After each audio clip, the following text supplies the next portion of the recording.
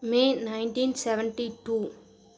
Dear Governor, colleagues, and friends, on behalf of the state of Tamil Nadu, I extend a hearty welcome to the delegates and visitors who have come to attend this seminar from various countries and from other distant states of India.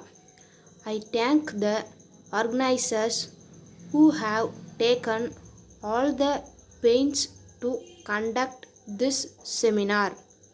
It is most appropriate that this seminar is held in Tamil Nadu, the state which has come out with flying colors in tiding over the crisis of acute food shortage and severe drought conditions, and paved the way for the successful implementation of the Green Revolution in this part of our country. This was possible mainly due to the active cooperation extended by the people and by the officials to the government.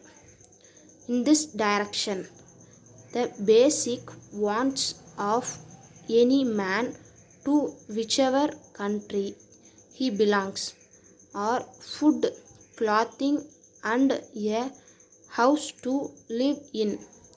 Food is more essential for man's living, so also clothing too. Protect the modesty of man, and he requires a house to live in. Man is worried about his food more, as without it he cannot survive at all. Then only he can think about clothing and shelter. Rice occupies a more important place among other food grains. The rice available should be fit for eating and also nutritious, and it should also be available at a reasonable rate. All governments are concentrating on the processing and devising of various measures to achieve this end, and also taking efforts to drain the agriculturalist in augmenting food production.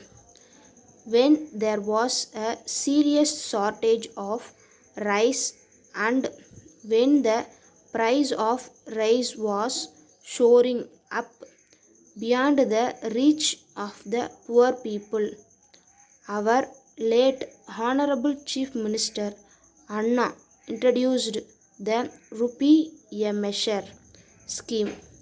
This had an immediate and remarkable effect.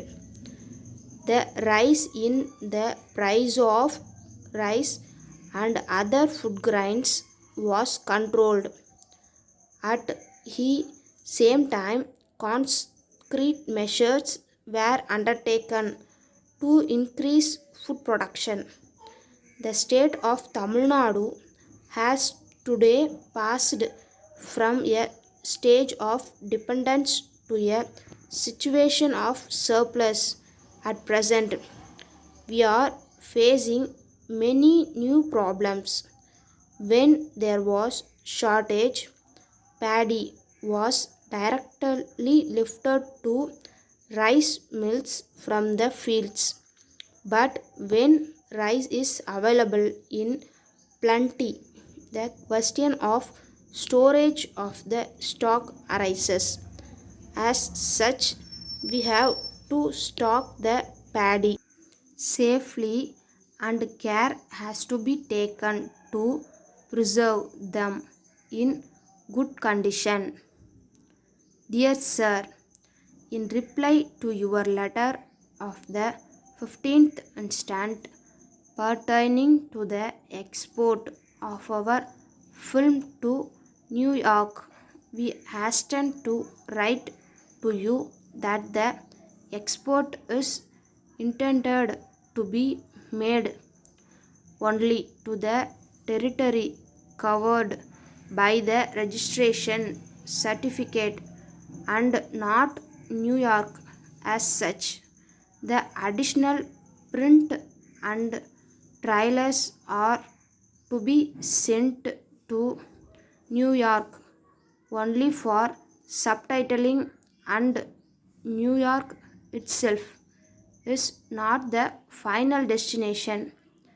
Regarding the price, you will please note that only after several rounds of talks and repeated negotiations with the party, we have been able to obtain the present price, which we consider to the maximum that could be obtained for the picture in question. Further, the party who has signed the contract with us is a reputed and regular buyer of Indian films and has always been reasonable in this respect. The price accepted by us is not very low. Thanking you. Yours faithfully.